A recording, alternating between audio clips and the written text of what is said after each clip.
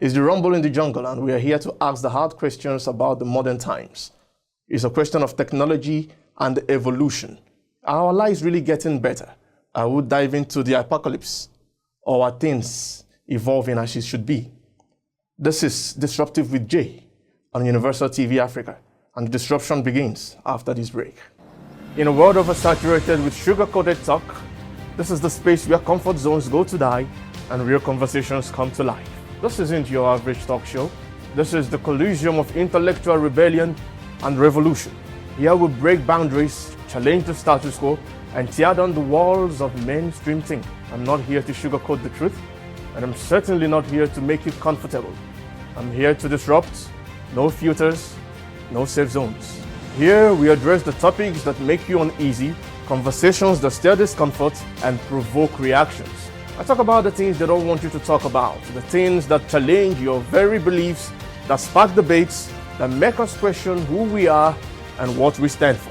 You might not like what you hear, you might not agree, and that's okay, but what you will do is think, and that is exactly the point.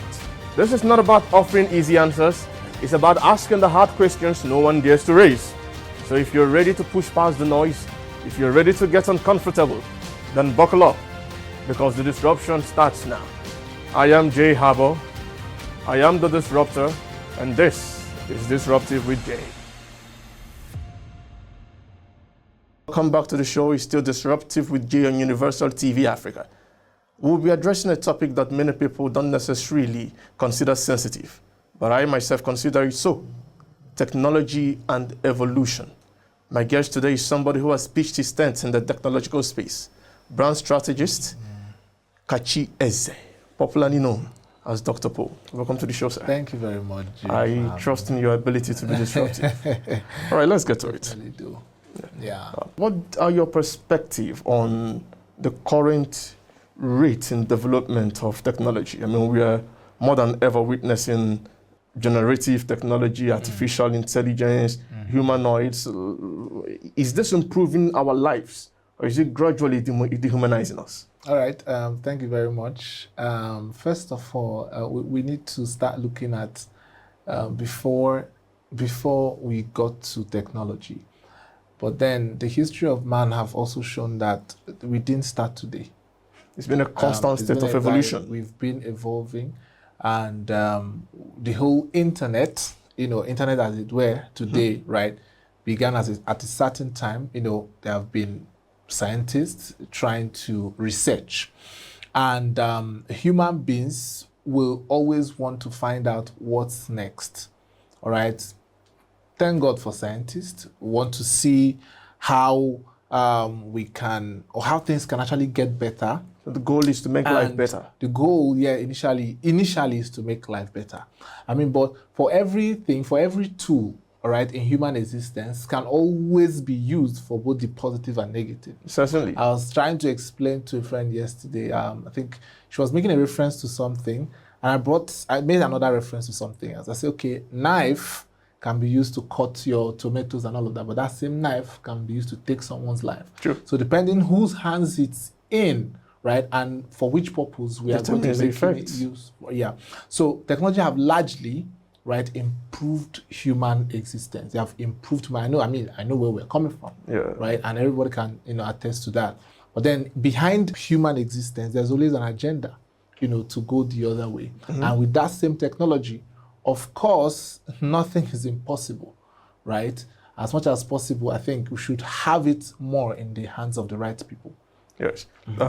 Somebody will say that we have made smart gadgets and put them in the hands of dumb folks. Yeah, and, exactly. My issue, of course, we cannot deny our ability to even record disruptive is largely due to the evolution in technology.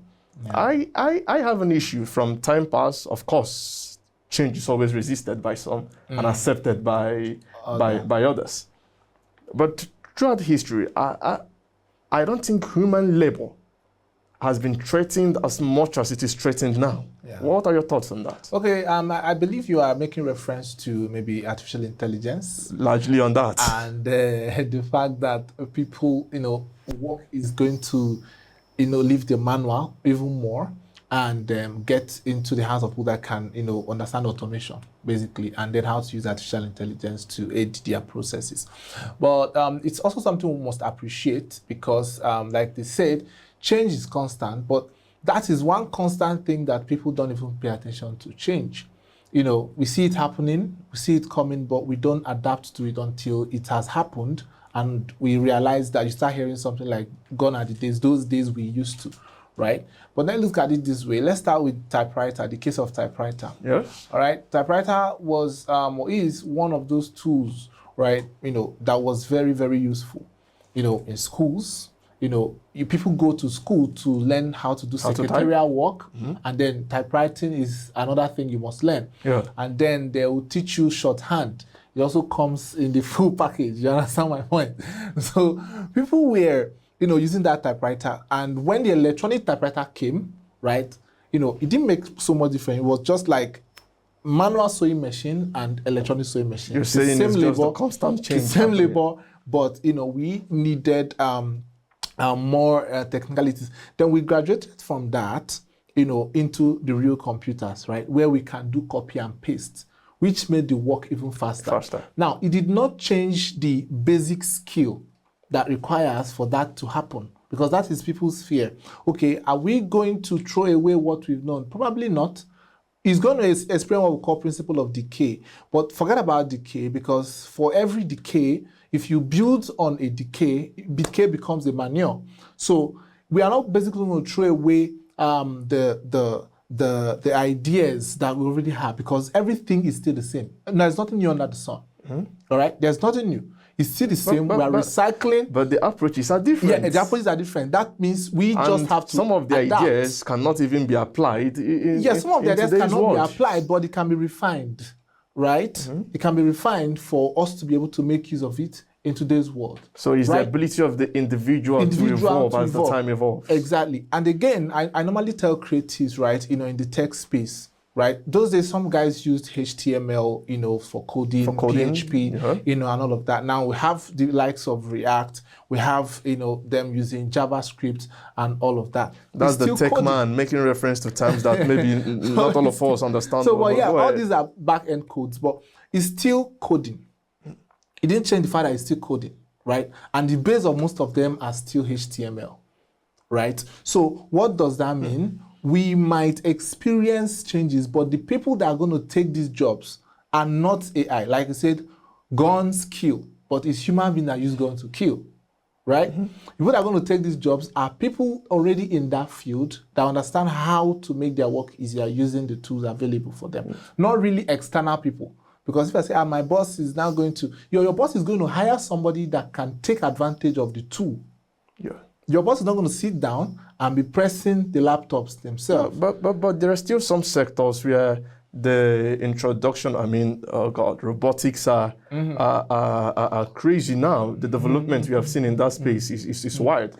Humanoids and the rest of them. There are spaces where the machine is practically replacing the human labor. Yes. How do you do that? Okay, now go back to production, right? If the job, these guys are replacing you, who is producing these guys? But not everybody can thrive in that space of production. Exactly. But there are things that can still be done. There are things that you can still contribute in production. Yeah. There are still minor areas you can still contribute in production. Like, people want, whoever that is watching this show, right, should have in mind that whatever you're doing as somebody in this environment, ecosystem, you should be thinking of production. Yeah. Because if you are the using end, right, you are a prey. Right? I don't know how many people are going to say, but if you're always at using end, so find a way to go back behind the scenes. So as much as possible, right, adaptation should go beyond consumption. Yes. You just have to figure out a way to position yourself in the production where things are manufactured. Because if you think that, okay, robots are going to be doing the job, who are the people producing the robots? Fund it, become part of it, understand how it's produced, then you still have a secured place in the entire system. Interesting. But I argue, shouldn't there be ethical boundaries in the development of or in the advancement of technology? As much as we progress? Should it be boundless? Aren't we setting ourselves up for apocalypse? Obviously. Obviously, if we continue that way. Because But I'm very sure. even people in the space, some people have raised concerns at the pace at which we're moving. Yeah. Shouldn't there be ethical boundaries? There should be, and I'm sure there are here and there, right? Which, I mean, we have not been able to uncover the extent in which we have these boundaries. But like you said, because if we continue... I argue that we probably don't even understand in full what we have. We don't even know the extent these AIs are going to go. Yeah, I think Elon Musk put out a tweet one time, talking about how, these AIs are going to be... It's going to be crazy, right? But, like we have other standard organizations or standard regularization, maybe operations around the world.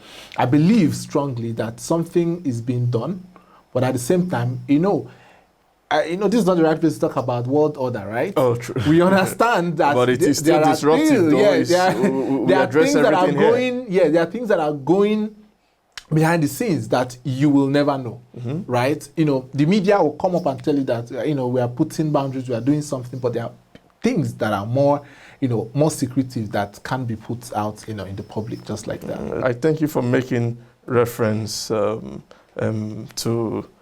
that. I would like to explore another area of privacy and the things that are going on in today's world. Okay. We are still here on Disruptive with Jay. It's still the conversation on technology and evolution, the dangers, and of course the benefits. Stay with us. We'll be back after this break. As Africans, whenever we hear the words mental health or therapy, we often think in extremes, being mad or roaming the streets. On this show, we're here to change that narrative. Together, we'll explore practical real-life solutions, speak to leading mental health experts in Africa, and correct false assumptions. This is not just about awareness, we are about action. If your sexual health is not in a good state, have someone you can talk to. You can go to therapy to better yourself. I'm Fauzia Zakaria, and this is the Mindspace TV show. Healing begins with understanding, and understanding begins here. In a world oversaturated with sugar-coated talk, this is the space where comfort zones go to die and real conversations come to life. This isn't your average talk show. This is the collision of intellectual rebellion and revolution. Here we break boundaries, challenge the status quo, and tear down the walls of mainstream thinking. I'm not here to sugarcoat the truth, and I'm certainly not here to make you comfortable. I'm here to disrupt. No filters, no safe zones. Here we address the topics that make you uneasy, conversations that stir discomfort and provoke reactions. I talk about the things they don't want you to talk about, the things that challenge your very beliefs, that spark debates, that make us question who we are and what we stand for. You might not like what you hear, you might not agree, and that's okay, but what you will do is think, and that is exactly the point. This is not about offering easy answers, it's about asking the hard questions no one dares to raise. So if you're ready to push past the noise, if you're ready to get uncomfortable, then buckle up, because the disruption starts now. I am Jay Harbour, I am the Disruptor, and this is Disruptive with Jay. Welcome back to Disruptive on Universal TV Africa. We still have our gloves on and we are not throwing in the towel anytime soon. Dr. Paul, now before the break, I shared my concern with the trading of privacy for convenience. As much as we are trying to make technology as convenient as possible, with the whole advancement still in the AI, the humanoids, and the rest of them, I personally believe that the last frontier of privacy is the human mind. Yeah.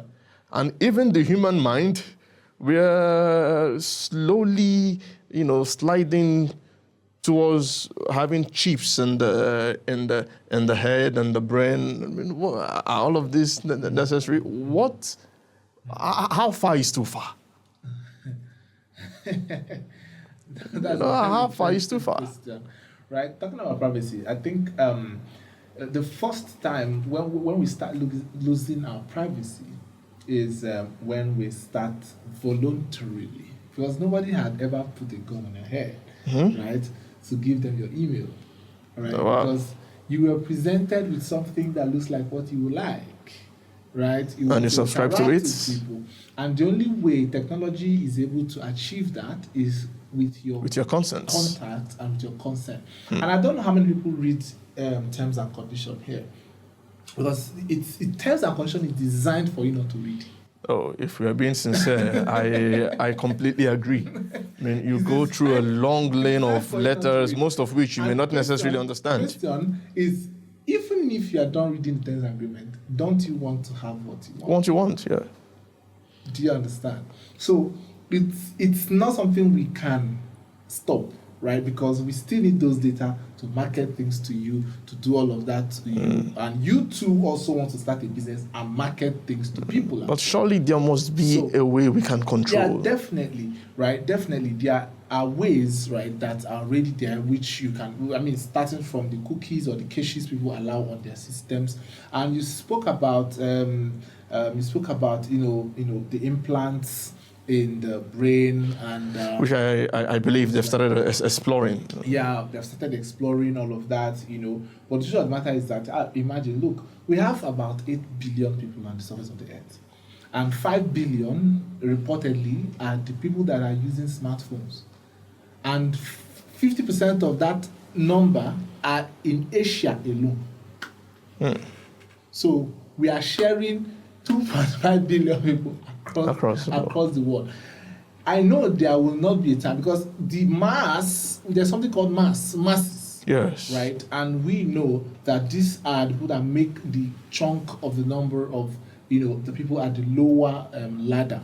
All right? I mean, before we get to that point where we start trading, I mean, it's a long journey. Yeah. It's a very long journey, you know, where we start selling chips, and everybody must get a chip and all of that. It's a very long journey, right?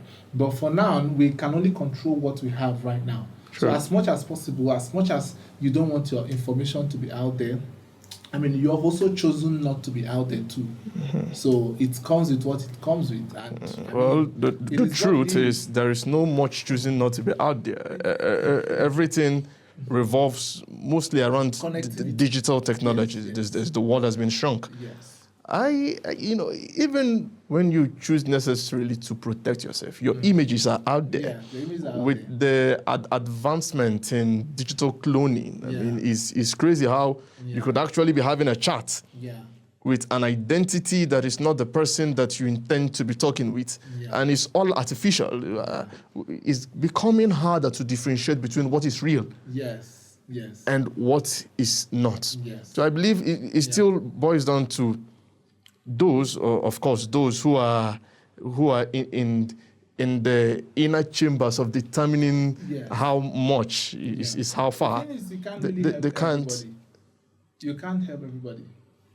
But there should be a structure to at least govern this. Does that even exist? But even if it does, right, the powers that be, right, will never allow that, because that is money. Data is money. Yeah. What I realized, you know, I'm also into marketing, promotion, and all of that. I realized that if I'm to promote a company that have a certain budget, I can go any extent to get as much data as I want. Forget what I'm going to use it to do. Oh yeah. But just know that whatever I spend on acquiring those data, I'm going to make 200%. Yeah. Ultimately determines the outcome of your product. Do you understand? Exactly. So marketers will never agree, right? I normally talking about, and powers that be will certainly not agree. Will never agree. The powers that be will never agree. All right. Your government will never agree. Your government have all the data they need. All right. They will never agree. Yeah. So as much as possible, like I said, you choose how you want to privatize. Down is a choice. It's a choice. You know, you have to make that choice, you know, by yourself. But it is not off a conversation of let's change or let's not change, let's control or let's not control. There's just so much. There's just so little, you know, you can do as an individual. As far as we know, it keeps growing. If you don't want to use technology, that's fine. Leave the space for. Is that possible? Is that possible? Right. Well, one thing is certain: change, and those who control change will certainly control the outcome of life. Yeah. What would you say to people who subscribe to the idea that dependency or too much dependency on technology is making us intellectually lazy? You know, this is a very, very, very, very, very dicey situation. It's just like saying that, you know, it's very dicey. It's very dicey. While I am an advocate of personal growth, personal development, people should, learn the basic skill for interaction, learn technical skills for, to execute projects, do all of that. But, just imagine something it shortens the time at which you can do something, but also at the same time, you are giving out so much of your superpower, like your power. Yes. Right? But then if you understand how to use technology, right? Use it to not solely dependent on it. Yeah, not solely dependent on it. You can actually be innovative with it. That's the word. Right, innovative with it, because there's something called user innovation. I think is another one. I've forgotten what they call it in India. I think Jugaad or something like that. Jugaad. So I'm not familiar with that. Yeah, a situation where a product is used more.